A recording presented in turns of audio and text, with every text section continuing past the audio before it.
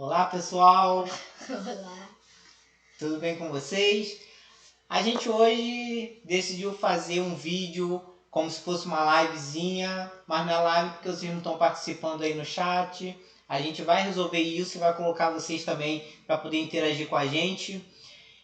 A gente já queria pedir desculpa pela ausência, né, durante esse tempo. Algumas coisas aconteceram e aí a gente precisou resolver, mas agora a gente já está de volta, tá bom? Sim, exatamente. A gente vai falar sobre o que hoje, Richard? Sobre várias coisas, na verdade, né? Só que, assim, em destaque a taxa de juros, que já está aí na tela, que o Fed aumentou nos Estados Unidos em 0,75%, né? Pontos percentuais. E o que isso significa, né? O Fed, ele é como se fosse o nosso Bacen, ele que define qual a taxa de juros básica do país, né, vai ser, né, nos próximos meses. E aí o Fed decidiu aumentar mais uma vez os juros lá nos Estados Unidos. Isso significa que algumas oportunidades ocorrem, principalmente na Bolsa norte-americana, porque a Bolsa tende a cair, né, quando os juros começam a ficar mais altos. E o Brasil também teve aumento na sua taxa de juros. A gente foi para 13,25%, né?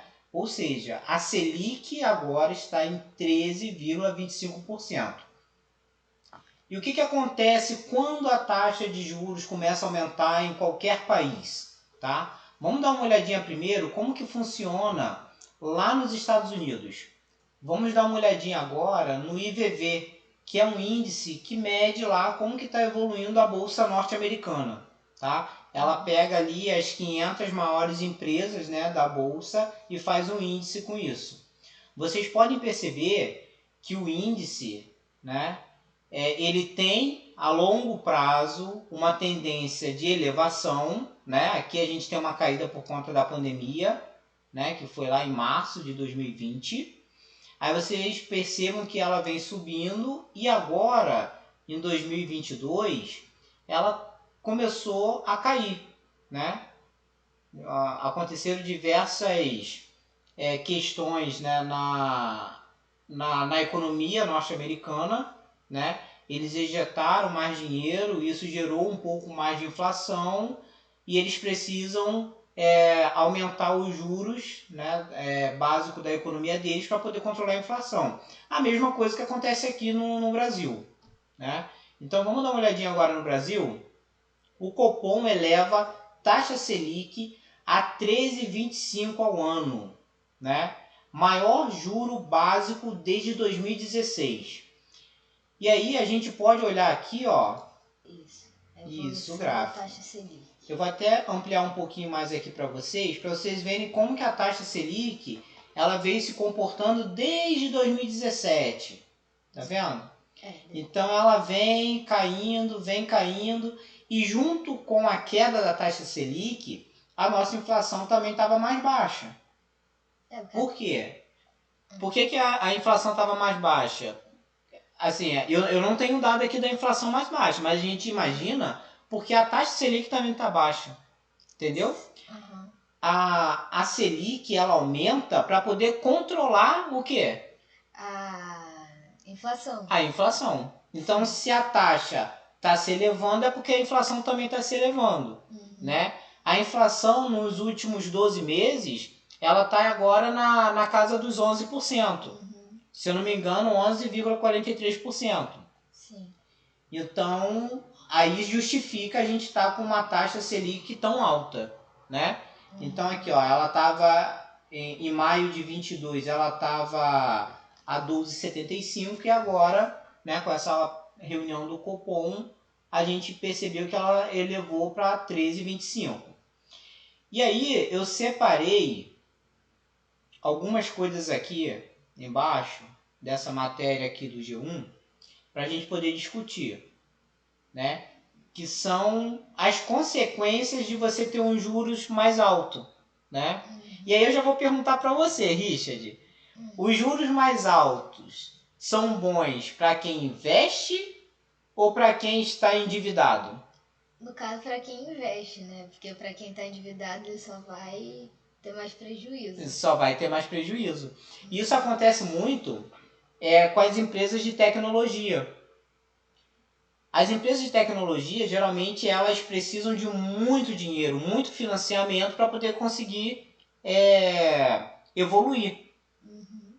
E se ela está financiada, né, e a taxa de juros sobe, significa que a dívida dela também está aumentando. Então, se a dívida dela está aumentando, ela perde, entre aspas, um pouco de valor dentro da nossa bolsa de valores. As pessoas começam a olhar de uma maneira diferente. Sim. Né? Então, isso é uma coisa complicada. Por quê? Olha ali, ó, um dos primeiros pontos. Você pode ler para mim? Tá, tudo? Não, aumento. Tá. O aumento das taxas bancárias. A tendência é que novos aumentos também sejam repassados aos clientes. Aos clientes. Então, isso significa o quê? Que se a taxa básica de juros está aumentando, a gente está limitando o crédito no país. Né? Então, assim, o crédito está ficando mais difícil. Sim. Quem quiser se endividar, vai se endividar por um valor bem maior do que antes. Sim. Né? A próxima ali, ó, influência. Influência negativa no consumo da população e nos investimentos produtivos, impactando negativamente o produto interno bruto, que é o PIB, o emprego e a renda. Então, o que significa isso? Se você está limitando o crédito das pessoas, você também está limitando o quanto elas estão consumindo. O tanto que elas estão consumindo. Então você começa a mexer em tudo isso aqui. Né? Sim. Se você consome menos, as empresas vão produzir menos para poder não ter estoque parado. Sim. E por aí vai. Né? E lembrando que a gente está em um momento muito atípico na história da humanidade. A gente está num momento saindo de uma pandemia. A gente está, né, com a situação lá da Rússia e da Ucrânia, que mexe com o valor de commodities. A gente também mexe com o valor do petróleo. E isso impacta muito na inflação aumentar. Né? Então a gente está vivendo um cenário assim bem caótico. Né? Não é dos melhores. Não é dos melhores. Então, a gente agora tem a próxima aí, ó. A despesa adicional com juros da dívida pública. Então, o que acontece? O governo, ele até vem batendo recordes assim por conseguir financiar a dívida pública. Né? Como que ele financia? Pelo Tesouro Selic. Então, ele tem que elevar, né, os juros lá que você vai receber, né, a taxa que você vai receber no Tesouro Selic, para poder ficar atrativo você comprar aquela dívida dele. Aplicações em renda fixa, como Tesouro Direto, debêntures, passam a render mais. Isso. Então, assim, se a gente está falando que as empresas que estão financiadas, e várias empresas estão financiadas, estão com a dívida aumentando, né? Sim.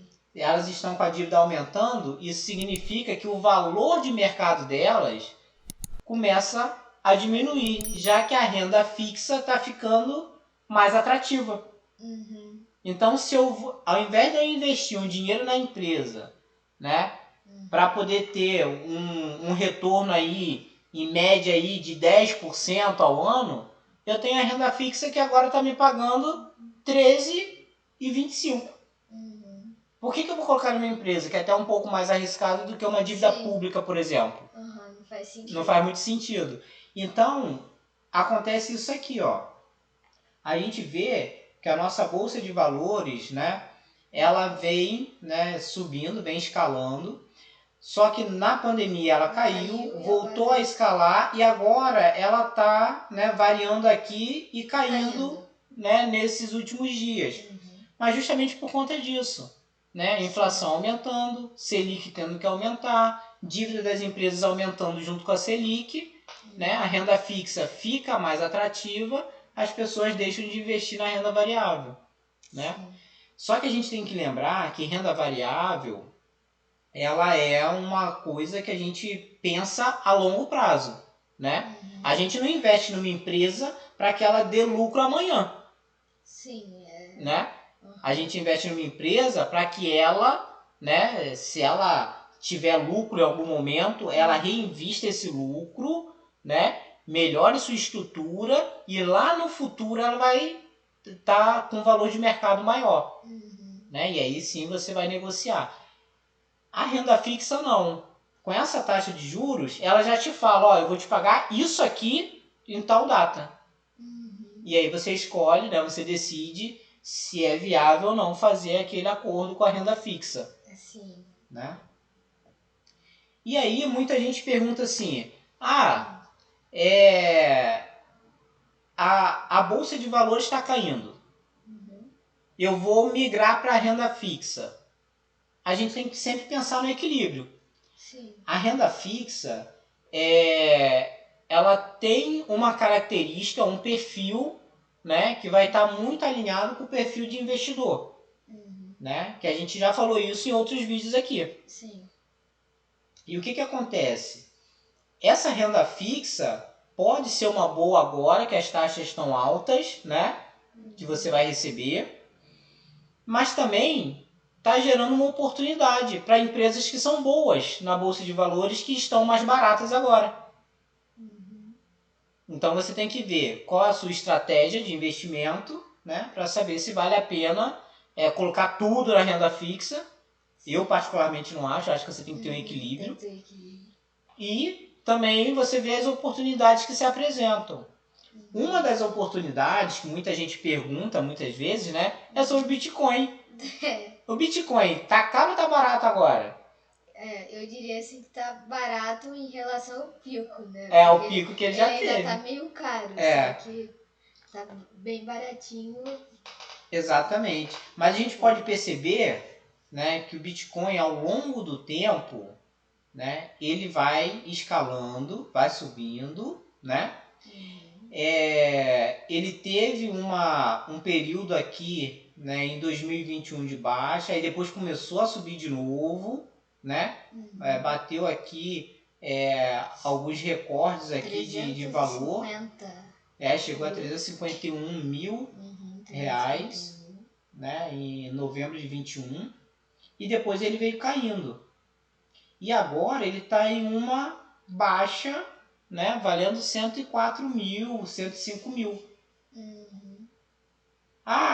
Será que é uma boa oportunidade agora? Eu acho que você pode sim olhar como uma oportunidade. Vou colocar todo o meu dinheiro lá? Nunca. Porque isso aqui é uma renda variável. Se é renda variável, você também pode perder. Né? Então, o que a gente sempre fala, né, é a gente equilibrar. Equilibrar a carteira, equilibrar a estratégia, né? Equilibrar o pensamento. Será que se eu colocar um dinheiro muito elevado no Bitcoin e ele desvalorizar como vem desvalorizando, como que eu vou me sentir? Será que eu vou me sentir bem com isso? Será que eu estou com a plena certeza que no futuro ele vai voltar até as máximas, a mais de 350 mil reais? Que não dá para prever isso. Não dá para prever, né? Sim. Então a gente tem que ter as nossas premissas, né? E seguir a nossa estratégia de maneira que a gente não se sinta prejudicado. Sim.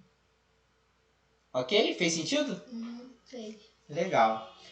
Pessoal, espero que também tenha feito sentido para vocês. A gente queria pedir para vocês deixarem o like e se inscrever no canal, né? Exatamente.